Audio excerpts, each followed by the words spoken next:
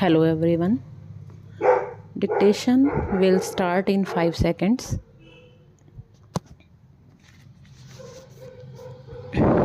Start.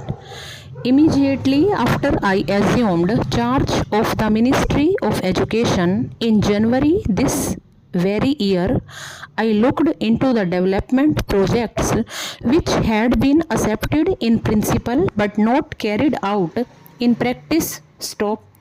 Of these, one of the most outstanding was the scheme for a central college of training for teachers.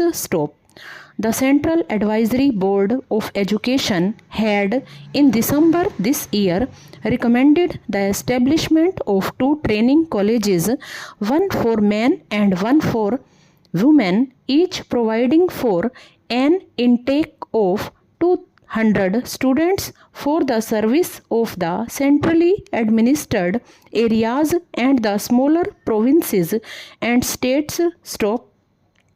On the grounds of economy, the Government of India modified that recommendation and decided to establish one college for both men and women with a capacity of 300.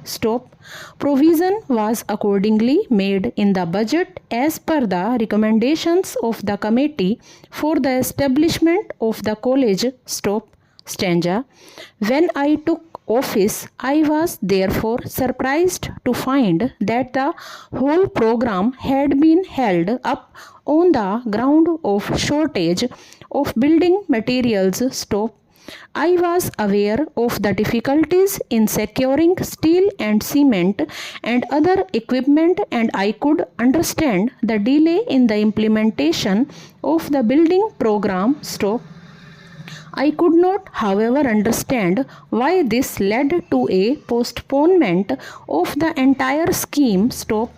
Even if buildings were lacking, the institute could have been started in temporary structures or hired houses, but here, as in so many other cases, programs of educational development were held up on the ground of lack of accommodation. This undue stress upon buildings has always seemed to me to be an instance of confusing ends with means. Buildings are only a means of which the end is education, and yet it seemed to me that many of our educational planners were so engrossed with building projects that they could not think of carrying on educational work in their absence. I therefore decided forthwith that the institution must be started immediately with whatever accommodation was readily available.